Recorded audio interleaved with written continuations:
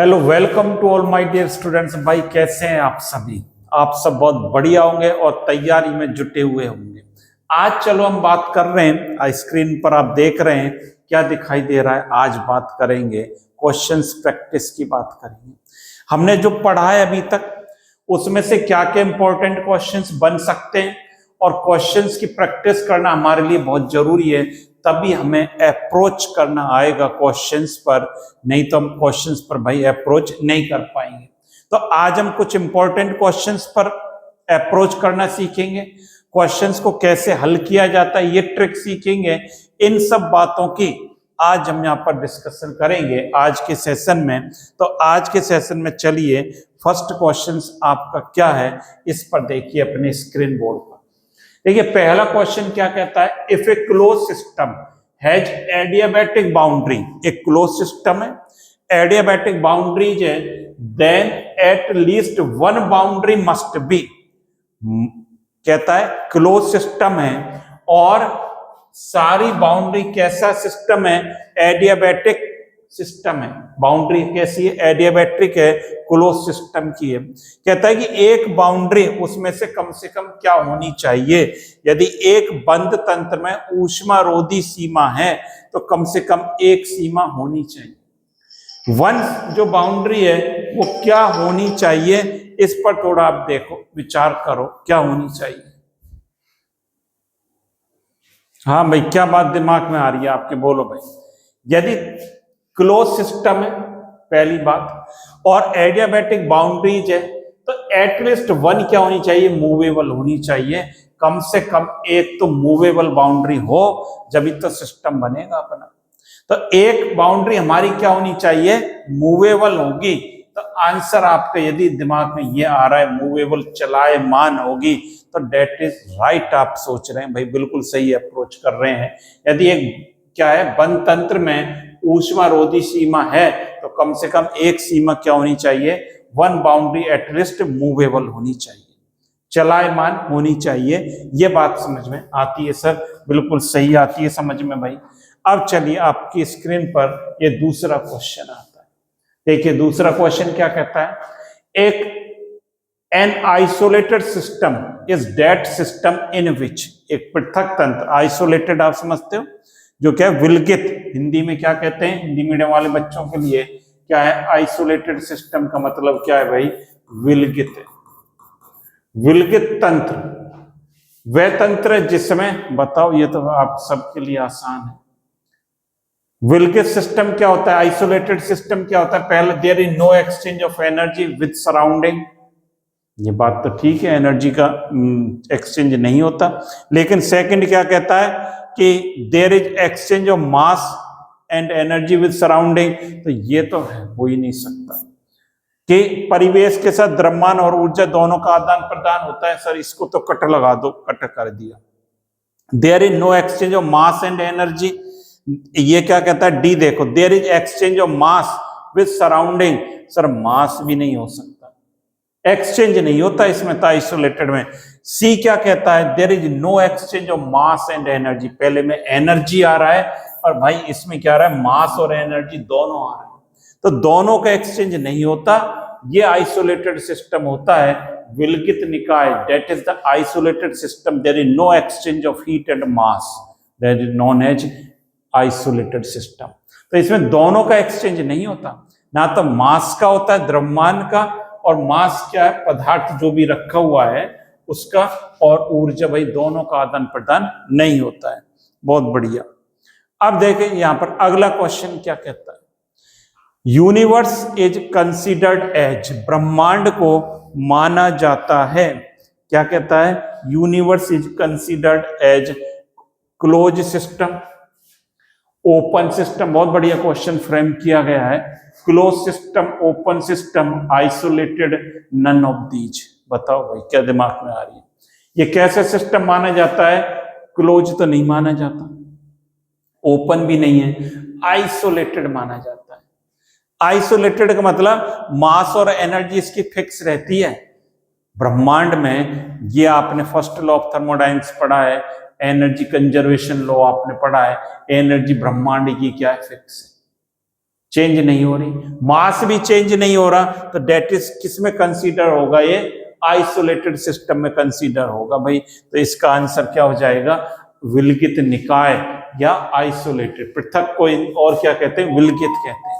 तो ये भी बात आपके समझ में आ गई होगी बढ़िया ढंग से। अब चलिए अगले क्वेश्चन की तरफ। Human body is an example of, मानव शरीर एक उदाहरण है।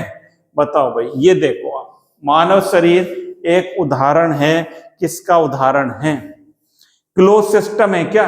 अरे सर कैसी बात करते हो, क्लोज सिस्टम में तो क्या होगा, मास का आदान प्रदान नहीं होता, हम तो खाते भी हैं, बिल्कुल क्लोज तो नहीं हो सकता। आइसोलेटेड है क्या, सर क्या बात कर रहे हो सर, आइसोलेटेड कैसे होगा, इसमें तो फिक्स कोई रहती है, मास एनर्जी का एक्सचेंज नहीं होता, ये भी नहीं हो सकता। नन ऑफ दी, ये क्या है, ओपन सिस्टम है। क्या है, ओपन सिस्टम है, आप खाना भी खाते हो और वेस्ट आपके बॉडी से बाहर भी निकलता है, और साथ ही साथ एनर्जी का भी एक्सचेंज होता है, दोनों का एक्सचेंज होता है, इसलिए ये क्या है, ओपन सिस्टम की तरह वर्क करती है ह्यूमन बॉडी। ये बात आपके समझ में आ रही होगी। चलिए अगले क्वेश्चन की तरफ चलते। अगला क्वेश्चन कहता है, केतली में रखी हुई चाय का उदाहरण है, T placed in A kettle is an example of, चाय को केतली में रख दो भाई, लो बना दिए चाय को, आप एक केतली ले ली, मान लो हमने ये इस तरह से केतली है, आप इसमें चाय को रख दिया, बताओ किसका एग्जाम्पल है, नन ऑफ द, आइसोलेटेड है क्या, नहीं सर नहीं है, और ओपन सिस्टम नहीं है, ये क्या है बताओ, फिर एक ही बचा आपका आंसर, क्या बचा, क्लोज सिस्टम रख, क्या आंसर, क्लोज सिस्टम है, केटली में रखी हुई चाय, आइसोलेट, यदि थर्मस फ्लास्क हो जाता भाई इसकी जगह, तो ये क्या बन जाता, विलगित बन जाता, आइसोलेटेड बन जाता। ये क्या, क्लोज सिस्टम का एग्जाम्पल है, नोट भी करते जा रहे हैं साथ ही साथ, और इनको हम समझते भी जा रहे हैं। नेक्स्ट क्वेश्चन की तरफ चलते हैं। A tightly closed thermos flask contain some ice cube, देखो वही बात आ गई है, वही बात आ गई जो अभी मैं कर रहा था। A tightly close thermos flask contain some ice cube, ice cube रखे हैं, और कैसा सिस्टम है, टाइटली क्लोज थर्मस फ्लास्क है, थर्मस का मतलब आइसोलेटेड होता है, थर्मस में इंसुलेशन होता है, ये आपका इंसुलेशन हो गया, और इसमें आइस क्यूब रखी है।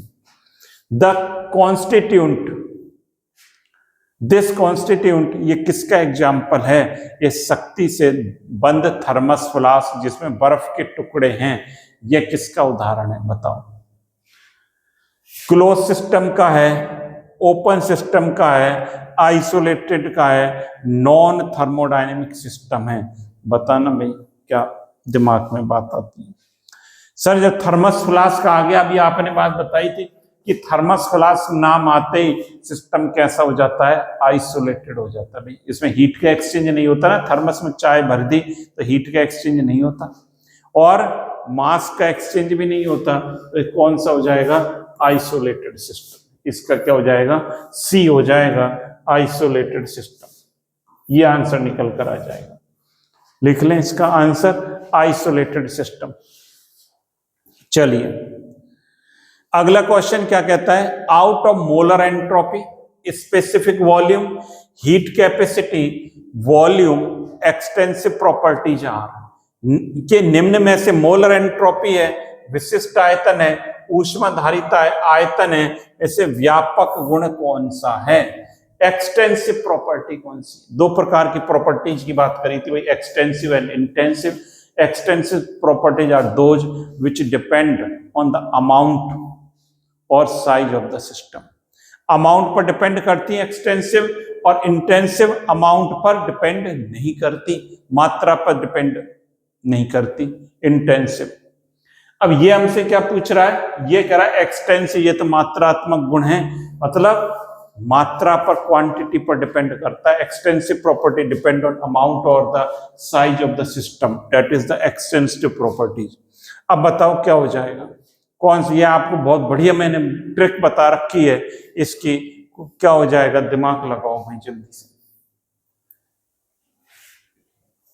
बोलना। देखो जब मोलर आ जाता है, स्पेसिफिक आ जाता है, तब प्रॉपर्टी क्या रहती है सर, इंटेंसिव हो जाती है, आपने बताया है। हीट कैपेसिटी है और वॉल्यूम, ये जो है ये दोनों क्या हैं, एक्सटेंसिव प्रॉपर्टी हैं, हीट कैपेसिटी और वॉल्यूम। मतलब थर्ड और फोर्थ ये आंसर होना चाहिए, थर्ड और फोर्थ होना चाहिए। आपका आंसर क्या होगा, डी होगा। ये हीट कैपेसिटी ऊष्माधारिता और वॉल्यूम ये गिव्स मैन हीट, ये बताया था हीट कैपेसिटी में, ये बात करी थी। तो ये जो एग्जाम्पल है किसका एग्जाम्पल है, एक्सटेंसिव प्रॉपर्टी का एग्जाम्पल है। ट्रिक बताई थी आपको गिव्स मैन हीट वाली, वो याद कर लेना। तो ये बात हो गई, ये बात हमें समझ में आ गई इस क्वेश्चन में। अब अगले क्वेश्चन की तरफ चलिए। देखिए आंतरिक, अब वही बात आ गई, out of internal energy, boiling point, pH and standard EMF, intensive properties are. अब ये इंटेंसिव पर आ गया, क्या सघन गुण। इंटेंसिव प्रॉपर्टी जो मात्रा पर डिपेंड नहीं करती हैं, कौन सी नहीं करती, boiling point intensive property are, boiling point है सर, और क्या है, पीएच, ईएमएफ, ये तो सारी यही कौन सी है, इंटरनल एनर्जी। जो एनर्जी को भाई देखो एक बार, एनर्जी को यदि हम छोड़ दें, एनर्जी को यदि आप छोड़ दो, एनर्जी नहीं है, ये भी है, बॉइलिंग पॉइंट भी है, पीएच भी है, ईएमएफ भी है, ये तीन है, सेकंड थर्ड फोर्थ। तो आंसर सेकंड थर्ड फोर्थ कौन सा है, बी आ रहा है क्या, बी आ रहा है। इंटरनल एनर्जी, जो एनर्जी है वो कैसे प्रॉपर्टी है, एक्सटेंसिव, इंटेंसिव नहीं है। तो इसलिए ये जो तीन प्रॉपर्टी होंगी वो क्या होंगी अपनी, ये होंगी। आंसर ये हो जाएगा सेकंड थर्ड फोर्थ, नोट कर लो इसको।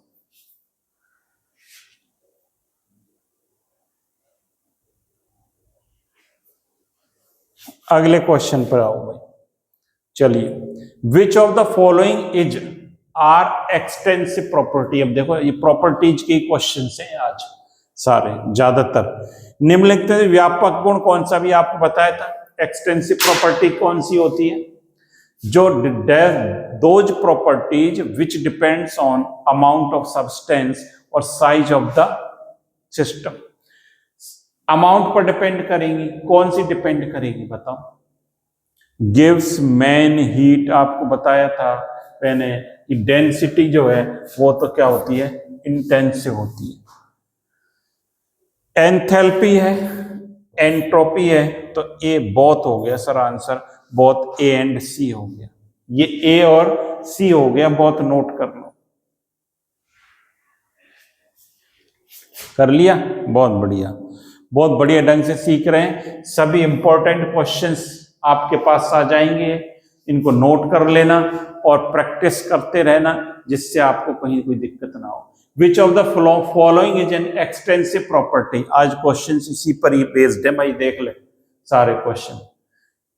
Extensive property, which of the following is an extensive property. निम्नलिखित में कौन सा व्यापक गुण है एक्सटेंसिव। टेम्परेचर है क्या, टेम्परेचर तो नहीं है सर, प्रेशर नहीं है, ये क्या है, mass upon volume. Mass upon volume क्या होता है, एम अपॉन वी, डेंसिटी होता है, ये तो इंटेंसिव है। ये आपका एंथैल्पी, ये होना चाहिए आंसर, ये होगा आंसर एंथैल्पी।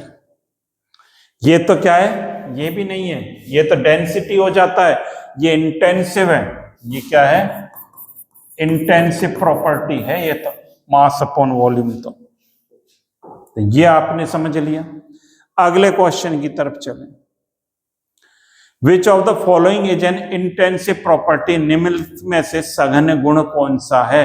अब इंटेंसिव का एग्जाम्पल आ गया, इंटेंसिव बताओ, इसको करो फटाफट, दिमाग लगाओ इस पर, दिमाग दौड़ाओ भाई। इंटेंसिव प्रॉपर्टी क्या है, सघन गुण क्या है, आयतन है क्या, नहीं है सर। एनर्जी सर नहीं है, यह आपने बता दिया। एंट्रोपी ये भी नहीं है, तो एक ही रह गया, प्रेशर जो है वो कैसा गुण है? इंटेंसिव प्रॉपर्टी है। प्रेशर कैसा गुण है? इंटेंसिव प्रॉपर्टी है भाई। तो नोट कर लो इसको भी और तब आगे चलेंगे। कर लें भाई फटाफट से भी।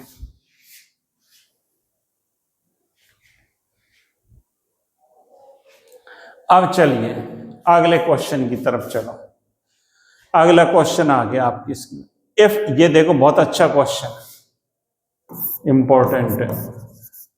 If an x y are arbitrary extensive variables then, यदि ये व्यापक चर है एक्स और वाई, तो ये कह रहा है कि कौन से स्टेटमेंट सही आएगा? X plus y intensive variable, ये होता है क्या? ये तो नहीं होता सर, ये तो नहीं होता। जोड़ते हैं तब वेरिएबल्स को, एक्सटेंसिव वेरिएबल्स को। ये बात आपको बता रखी है कि एक्सटेंसिव वेरिएबल्स को एक्स प्लस वाई करो, एक्स माइनस वाई करो, एक्स इंटू वाई करो, तो क्या होगा? नो चेंज होगा, नो चेंज। लेकिन x upon y is equal to क्या हो जाता है?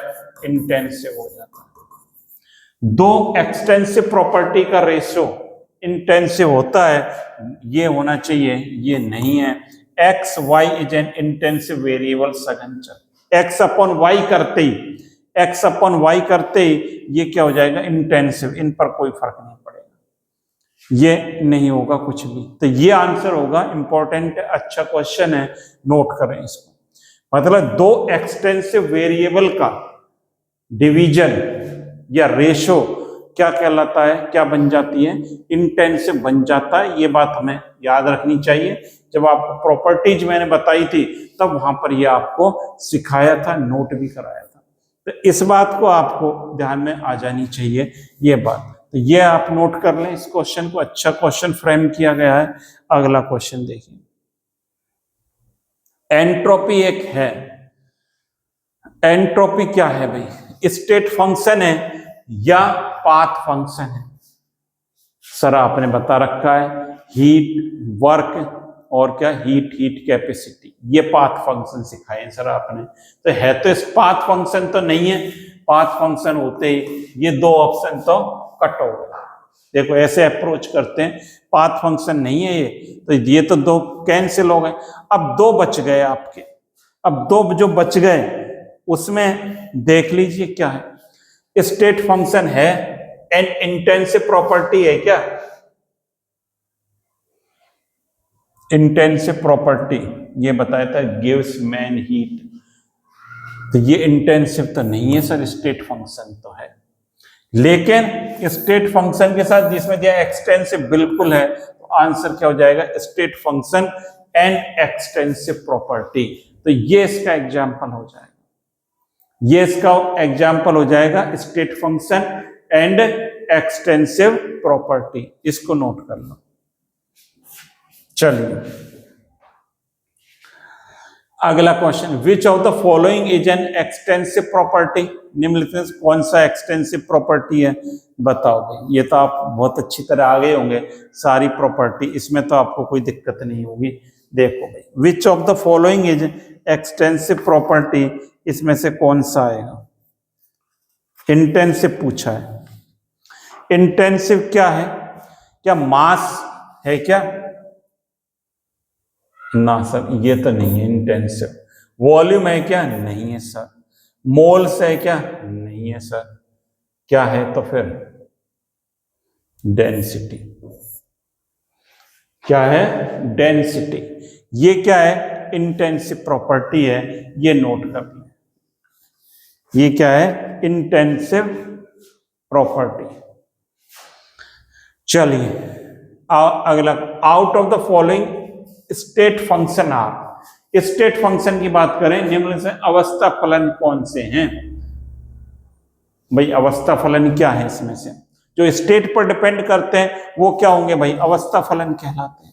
यही तो बात होती है। अवस्था फलन कौन से होते हैं? जो किस पर डिपेंड करते हैं? इनिशियल एंड फाइनल स्टेट पर। तो पहला कौन सा? एंट्रोपी बिल्कुल है अवस्था फलन। ये तो इसके बाद मुक्त ऊर्जा, ऊर्जा है, सही कर लेना, ये ऊर्जा लिखा हुआ है।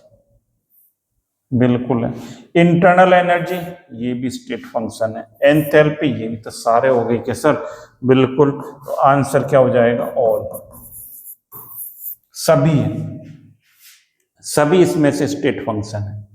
नोट कर लो, सभी क्या है? स्टेट फंक्शन है भाई, इसमें से सभी स्टेट फंक्शन। तो नोट कर लीजिए, सभी स्टेट फंक्शन है। नोट करो इसको।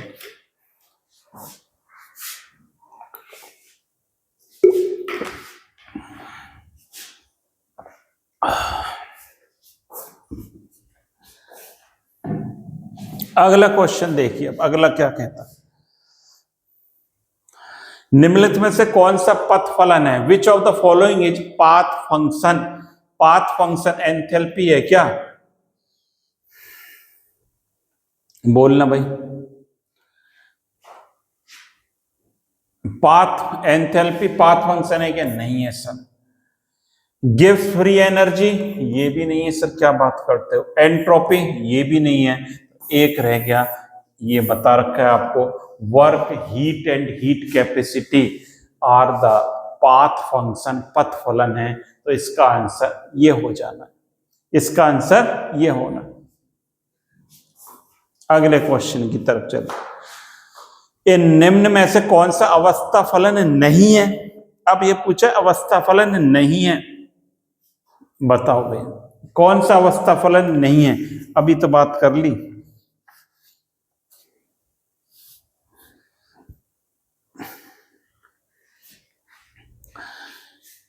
विच among the following is not a state function? ये तो है सर स्टेट फंक्शन, ये भी स्टेट फंक्शन है, स्टेट फंक्शन है, ये भी स्टेट फंक्शन है, ये भी स्टेट फंक्शन है। अपना आंसर ये वर्क जो है ये क्या है? पाथ फंक्शन, पथ फलन है। तो आंसर क्या हो जाएगा? वर्क हो जाएगा, ये पाथ फंक्शन है। चलिए, an isolated system is that system in which, ये तो रिपीट हो रहा है क्वेश्चन, देखो क्वेश्चन भी रिपीट हो रहे हैं। इतने इंपॉर्टेंट क्वेश्चंस हैं जो बार बार रिपीट हो जाते हैं कई बार। क्या है? पृथक तंत्र वह है, पृथक तंत्र की बात अभी करी थी ना, तो मास का एक्सचेंज होता है, मास और एनर्जी दोनों का एक्सचेंज नहीं होता, रिपीट हो गया। There is exchange of mass and energy, no. No exchange of energy with surrounding, ये भी नहीं है। There is no exchange of mass and energy, ये है। There is exchange of mass, ये भी नहीं। तो आंसर क्या हो गया? सी ऑप्शन हो गया। लगा लो, टिक कर लो, सी ऑप्शन पर टिक करें। क्या आंसर हो गया? C, there is no exchange of mass and energy, ये आंसर हो गया हमारा। तो इस प्रकार से अपन लिख लें इसको। ये इस प्रकार से क्वेश्चंस की फ्रेमिंग चल रही है और आप देखते जा रहे हो कितने बढ़िया क्वेश्चंस हैं। Thermodynamics is concerned with, thermodynamics total energy of system, इससे कंसर्न्ड है क्या? नहीं नहीं सर, इससे नहीं है। नाभिकीय अभिक्रिया में द्रव्यमान परिवर्तन, mass change in nuclear energy reactions, इससे भी नहीं है। कुल ऊर्जा मतलब टोटल एनर्जी ऑफ सिस्टम, इससे भी नहीं है। Mass change in nuclear reaction, नाभिकीय अभिक्रिया में द्रव्यमान परिवर्तन, इससे भी नहीं है। रेट ऑफ केमिकल रिएक्शन, ये भी नहीं। तो क्या है? ये क्या है? Energy change in A system, ये आ जाएगा इसका answer, energy change in A system. इसको नोट करें, energy change in A system, इसको भाई नोट कर ले, energy change in A system, ये वाला आप नोट करें।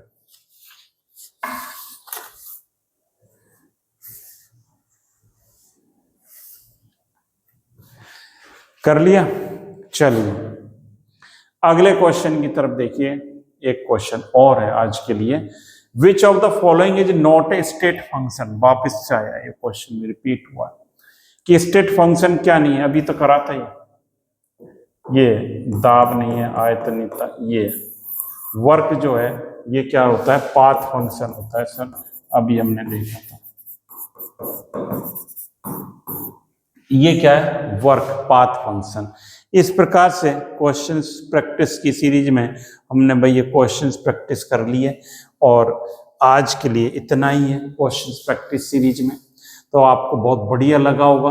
क्वेश्चंस प्रैक्टिस करने से एक कॉन्फिडेंस डेवलप होता है स्टूडेंट्स में कि हमने कुछ क्वेश्चंस लगा लिए, कर लिए।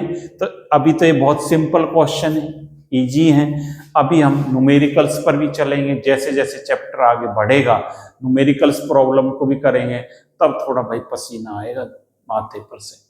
तो उनकी भी प्रैक्टिस करेंगे, घबराने की कोई बात नहीं है, सभी को अप्रोच करेंगे और बहुत बढ़िया ढंग से सीखेंगे, बशर्ते आप साथ में जुटे रहें और लगातार प्रैक्टिस करते रहें, तो आप जरूर सफल होंगे। Thank you students, have a nice day.